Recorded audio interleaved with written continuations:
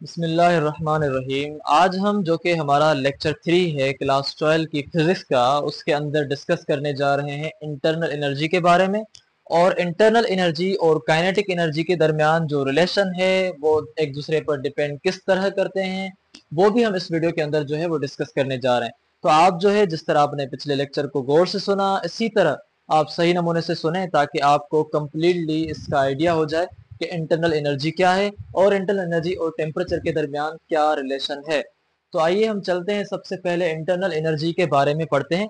Internal energy दरअसल अगर हम कहें कि किसी भी चीज की अंदरूनी एनर्जी है, किसी भी कंटेनर के अंदर जो गैस मालिक्यूल्स हैं, उन गैस मालिक्यूल्स को कौन सी इंटरनल एनर्जी है, उनको कितनी अपनी अंदरूनी एनर्जी है, उसको हम जाहिर करते हैं इंटरनल एनर्जी के साथ। अब ये जो लफ्ज इंटरनल एनर्जी है, हम इसको शो यू के साथ भी कर सकते हैं, ई के साथ भी कर सकते हैं। अब इंटरनल एनर्जी को अगर हम इस तरह समझें कि कोई भी आपके पास यहाँ कंटेनर है, उसके अंदर ये गैस मॉलिक्यूल्स है, इनकी जो भी यहाँ एनर्जी है, चाहे इनकी काइनेटिक एनर्जी हो, चाहे इनकी पोटेंशियल एनर्जी हो, इस कंटेनर के अंदर इन गैस मॉलिक्यूल्स की सारी एनर्जीज को मिलाकर जो एनर्जी टोटल बनेगी, उस टोटल एनर्जी को हम कहेंगे कि वो उनकी इंटरनल एनर्जी है। उनकी काइनेटिक एनर्जी उनके मोशन की वजह से, उनकी पोटेंशियल एनर्जी उनकी पोजीशन की वजह से, जो भी एनर्जीज हैं, सब एनर्जी मिलाकर हमें जो टोटल एनर्जी देगा गैस मॉलिक्यूल्स, तो हम उसको कहेंगे कि भाई ये हमारी इंटरनल एनर्जी है। अब इसी वजह से हम ये कह सकते हैं कि इंटरनल एनर्जी दरअसल is the sum of all kinetic energy and potential energy of molecules of the gases. जो भी आपके पास गैसेस के मॉलिक्यूल्स हैं सिस्टम के अंदर मौजूद, उन सब की सारी काइनेटिक एनर्जी और सारी की सारी पोटेंशियल एनर्जी को अगर आप जमा करेंगे, तो आपको जो एनर्जी मिलेगी उस एनर्जी का नाम इंटरनल एनर्जी है। अब दूसरा, इंटरनल एनर्जी को अगर हम इस तरह से डिफाइन करें कि it is the energy due to motion, kinetic energy और vibrations of the gas molecules और पार्टिकल्स। अगर आपके पास कोई भी गैस मॉलिक्यूल्स हैं, तो गैस मॉलिक्यूल्स को जो इंटरनल एनर्जी होगी वो उनके मोशन की सूरत में होगी। मिसाल के तौर पर ये पार्टिकल्स मूव कर रहे हैं या ये पार्टिकल्स वाइब्रेट कर रहे हैं, तो इनके मोशन की वजह से, इनकी वाइब्रेशंस की वजह से, इनके रैंडम मोशन की वजह से जो इनको एनर्जी होगी, उसी एनर्जी का नाम इंटरनल एनर्जी है। अगर ये आपके पास क्रिस्टल्स होंगे तो उनकी पोटेंशियल एनर्जीज होंगी, वो हम यहाँ पढ़ेंगे। लेकिन बहरहाल अगर आपके पास गैसेस होंगे तो उनके मोशन की वजह से या उनकी वाइब्रेशन की वजह से जो उनकी एनर्जी है, जो उनकी काइनेटिक एनर्जी है, उसी को हम इंटरनल एनर्जी कहेंगे। इंटरनल एनर्जी को अगर हमारे बुक के हिसाब से डिफाइन किया जाए, तो हम इसको ऐसे भी कह सकते हैं कि it is sum of the random distribution of kinetic energy and potential energy within a system of molecules. ये आपके पास एक मॉलिक्यूल्स का सिस्टम है। इस सिस्टम के अंदर कुछ पार्टिकल्स आपके काइनेटिक एनर्जी के साथ मूव कर रहे हैं। रैंडम डिस्ट्रीब्यूशन है काइनेटिक एनर्जीज की, किसी को इधर है, किसी को इधर है, किसी को काइनेटिक एनर्जी कम है, किसी को काइनेटिक एनर्जी ज्यादा है, रैंडम डिस्ट्रीब्यूशन है। और कुछ पार्टिकल्स हैं जिनको कुछ ना कुछ पोटेंशियल एनर्जी है सॉलिड्स की सूरत में। तो सब एनर्जीज को अगर आप सम करेंगे, तो आपके पास जो उस सिस्टम की टोटल एनर्जी मिलेगी, उसको हम इंटरनल एनर्जी कहेंगे। तभी हम कह रहे हैं कि sum of random distribution of kinetic energies and potential energies within a system of molecules, तो हम उसको कहेंगे कि वो आपके पास इंटरनल एनर्जी होगी। अब हम जा रहे हैं कि जो आपके पास इंटरनल एनर्जी है तो एनर्जी ना।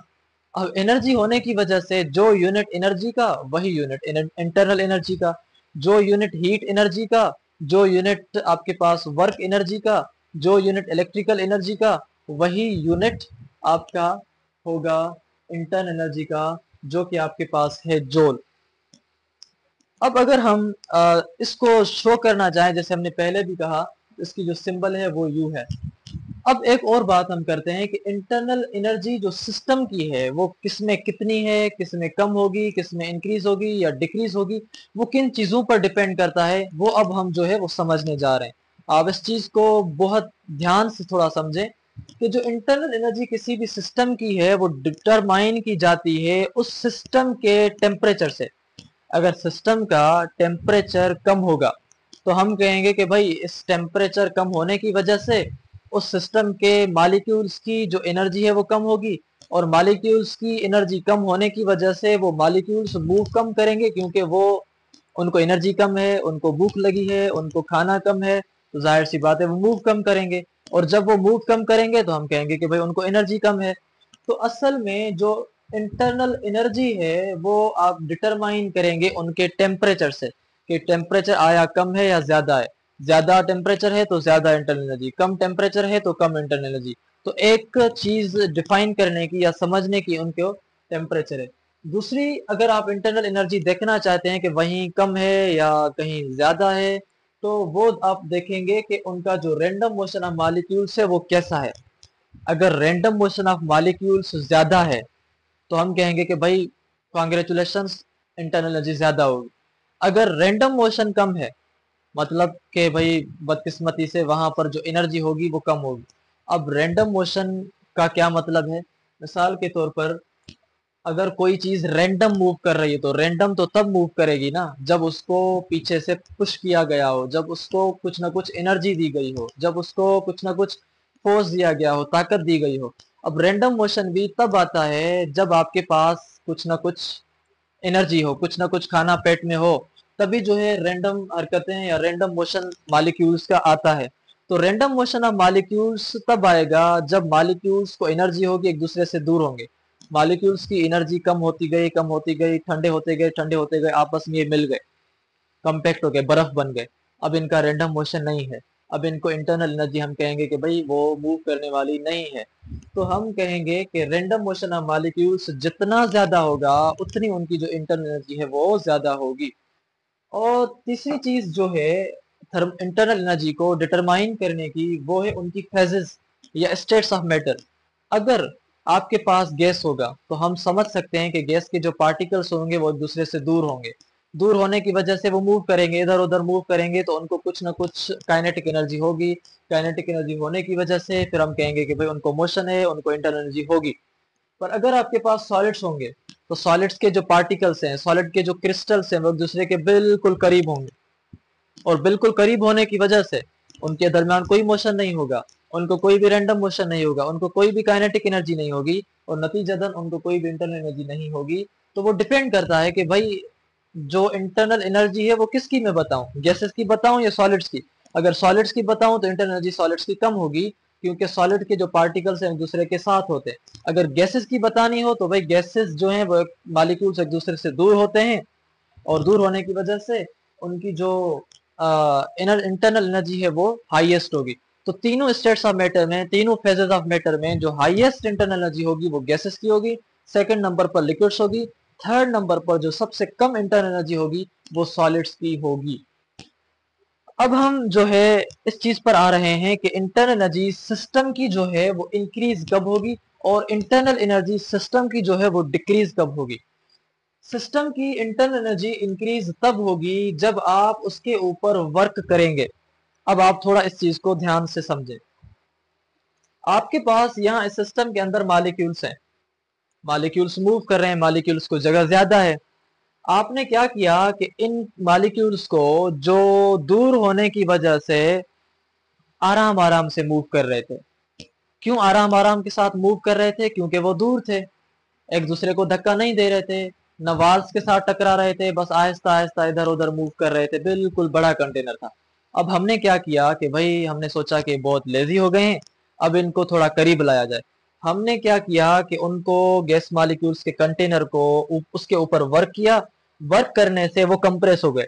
कंप्रेस होने से गैस मॉलिक्यूल्स सारे के सारे छोटी जगह में आ गए। छोटी जगह में आने से एक दूसरे के साथ लड़ने लगे, एक दूसरे के साथ टकराने लगे, एक दूसरे वाल्स के साथ टकराने लगे। टकराने की वजह से, एक दूसरे के साथ लड़ने की वजह से उनका मोशन बढ़ गया। मोशन बढ़ गया मतलब उनकी काइनेटिक एनर्जी बढ़ गई। काइनेटिक एनर्जी बढ़ गई मतलब उनकी अब इंटरनल एनर्जी भी बढ़ गई। आप ऐसे ही समझें कि मिसाल के तौर पर आप एक बड़े स्कूल में हैं, वहां पर कोई मतलब सब अपने अपने हिसाब से घूम रहे हैं। अब सबको एक छोटे कमरे के अंदर बंद कर दिया जाता है। अब जब एक छोटे कमरे के अंदर बंद कर दिया जाएगा तो जो शोर होगा, जो उनके आपस में लड़ाई होगी, जो उनकी एक एनर्जी होगी वो एक जगह सारी कंसंट्रेटेड हो जाएगी।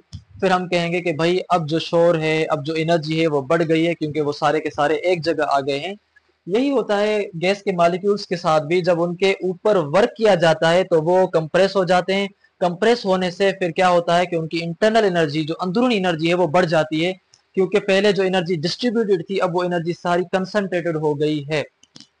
दूसरी चीज ये है कि जब भी आप सिस्टम को हीट देंगे तो हीट देने से आपके सिस्टम के अंदर जो मॉलिक्यूल्स हैं उनको एनर्जी मिलेगी। जैसे उनको एनर्जी मिलेगी, जैसे उनको खाना मिलेगा, वो दौड़ना शुरू करेंगे, भागना शुरू करेंगे, मतलब उनकी काइनेटिक एनर्जी बढ़ना शुरू होगी। और जैसे ही वो मूव होना शुरू होंगे तो हम कहेंगे कि भाई वाह वाह, अब इनकी जो काइनेटिक एनर्जी है वो बढ़ गई है। और काइनेटिक एनर्जी बढ़ने से अब इनकी जो है वो इंटरनल एनर्जी भी बढ़ चुकी है, क्योंकि हमने उनको हीट दी, हमने उनको जो है वो खाना दिया था, हमने उनको पानी दिया था, जिसकी वजह से उनको एनर्जी आ गई। अब उनकी एनर्जी बढ़ी, मतलब उनकी जो टोटल एनर्जी है वो क्या है, वो इंटरनल एनर्जी है, तो टोटल एनर्जी इंटरनल बढ़ गई उनकी।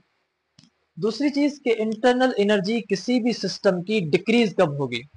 किसी भी सिस्टम की अगर आपने इंटरनल एनर्जी डिक्रीज करनी है तो उसमें से एनर्जी निकालो। एनर्जी निकालो मतलब उसमें से हीट निकालो। तो हम कहेंगे कि लूजिंग हीट टू सराउंडिंग, जब वो सिस्टम अपनी हीट एनर्जी को सराउंडिंग में लूज कर देगा तो हम कहेंगे कि भाई अब ये ठंडा हो गया, अब ये मुरझा गया, अब जो है इसकी इंटरनल एनर्जी या इसकी काइनेटिक एनर्जी ओवरऑल कम हो गई। तो ये क्योंकि उसने जो अपनी एनर्जी थी वो सराउंडिंग में लूज कर दी है, इसी वजह से इसकी जो इंटरनल एनर्जी है वो कम हो गई।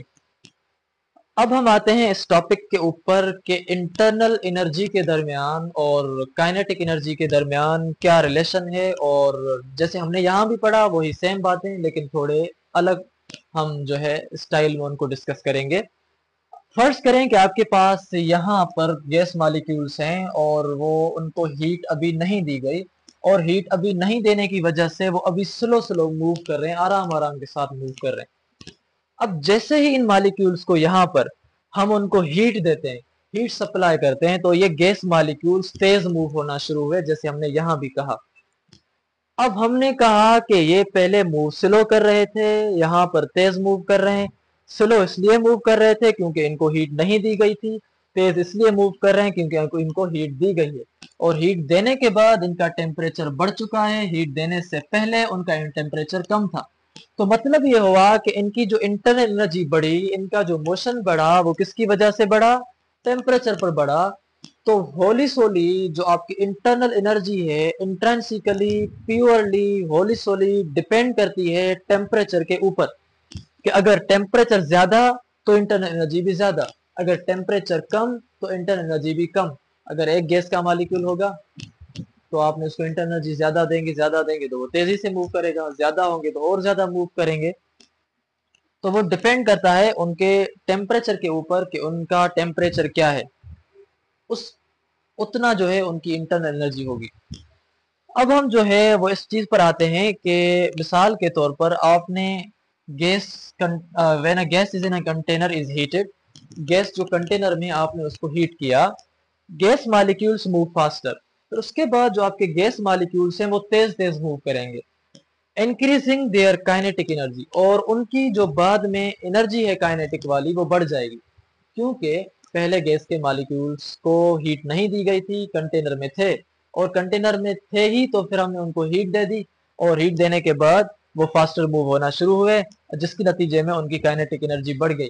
और काइनेटिक एनर्जी की आपने डेफिनेशन भी पढ़ी है कि it is the energy due to motion, मतलब ये एनर्जी उतनी होगी जितना मोशन होगा। अगर किसी चीज का मोशन बढ़ता है तो मतलब उसकी काइनेटिक एनर्जी भी बढ़ती है, ये हम पहले ही पढ़ के आए 8वीं क्लास के अंदर भी।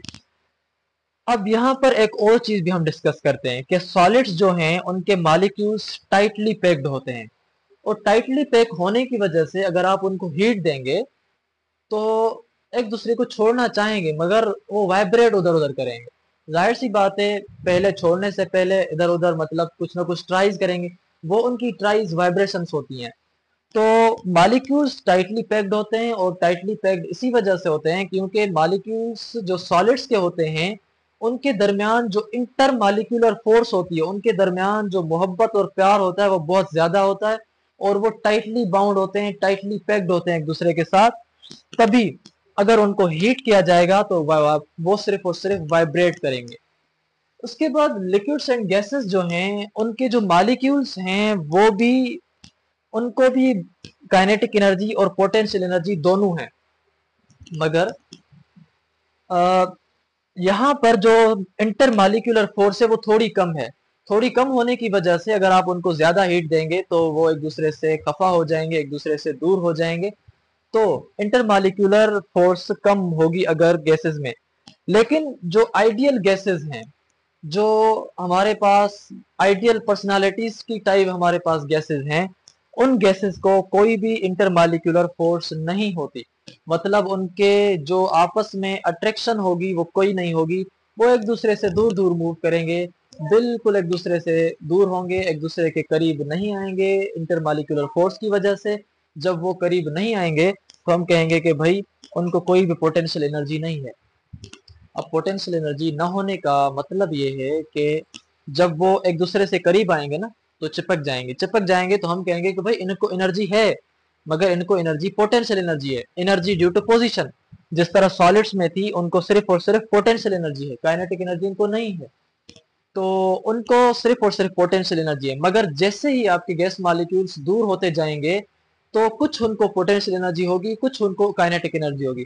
मगर जब बिल्कुल ही दूर हो जाएंगे गैस मॉलिक्यूल्स की तरह, जो आपके पास आइडियल गैस मॉलिक्यूल्स हैं उनकी तरह बिल्कुल दूर हो जाएंगे, तो फिर हम कहेंगे कि भाई अब इनके पास कोई भी पोटेंशियल एनर्जी नहीं है, क्योंकि ये आपस में एक जगह पे रुक नहीं रहे, एक जगह पर वो फिक्स नहीं है, एक पोजीशन पर नहीं है। अब इनको अगर है कोई एनर्जी तो वो सारी की सारी काइनेटिक एनर्जी है, और सारी की सारी काइनेटिक एनर्जी पोटेंशियल एनर्जी कहलाई जाएगी। तभी हम कहेंगे कि आइडियल गैसेस के अंदर कोई भी इंटरमॉलिक्यूलर फोर्स नहीं होती। इंटरमॉलिक्यूलर फोर्स होने की वजह से वो एक दूसरे के करीब नहीं आएंगे, means no potential energy.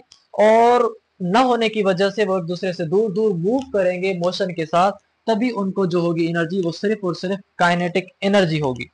That's why internal energy of ideal gas is, इस रिलेशन के साथ फिर हम उनकी काइनेटिक एनर्जी जाहिर करते हैं, जो हमने चैप्टर 1 के अंदर या चैप्टर 15 के अंदर ये रिलेशन पढ़ा था कि kinetic energy is equal to 3/2 kT किस तरह आता है, ये इक्वेशन बनी कैसे है, ये हमने कंप्लीटली सही नमूने से डिस्कस किया था। और ये इक्वेशन जिस मदद से बनती है वो है प्रेशर गैस इक्वेशन, और वो भी हमने बिल्कुल इजी स्टेप्स के साथ डिस्कस की थी।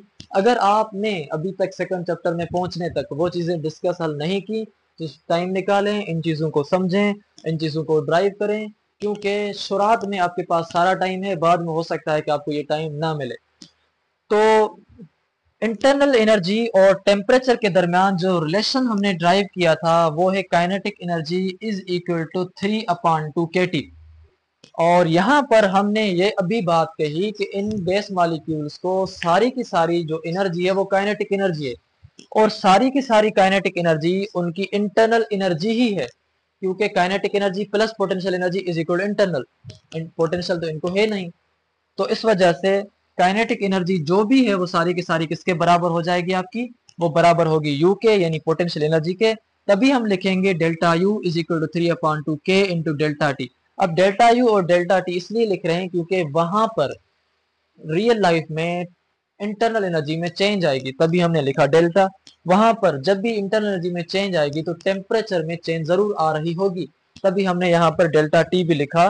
तो हम कहेंगे कि delta U is equal to 3/2 kT या k इंटू डेल्टा टी। ये हमें शो करता है इंटरनल एनर्जी का फार्मूला। अगर आपको न्यूमेरिकल्स में काम आएगा तभी आप जो है इसी वजह से इसको याद कर लें।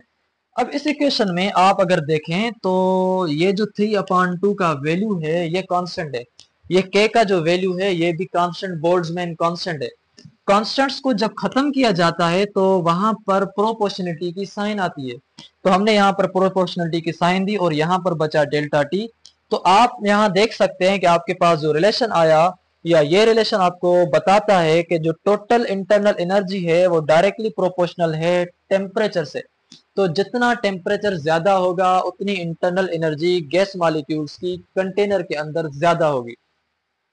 अब हम जो है यहाँ पर अगर देखें कि ये आपके पास कंटेनर जो है इसके अंदर लो टेम्परेचर है, नॉर्मल गैस है, तो मतलब इसकी इंटरनल एनर्जी भी लो है। यहाँ पर आपने इसको हीट दी तो इन गैस मॉलिक्यूल्स का जो टेम्परेचर है वो हाई हो गया और उन गैसेस को हम कहेंगे हीटेड गैस। इसी वजह से उनकी जो अब इंटरनल एनर्जी है वो भी हो गई हाई। तो हम ये अब कह सकते हैं कि as the container is heated up the gas molecules move faster, वो तेज मूव करेंगे विथ हायर काइनेटिक एनर्जी। अगर वो हायर काइनेटिक एनर्जी के साथ मूव कर रहे हैं so they will have higher internal energy. यहाँ तक हमारा जो लेक्चर है वो खत्म हुआ और मिलेंगे नए वीडियो में, तब तक दीजिएगा इजाजत। अल्लाह हाफिज।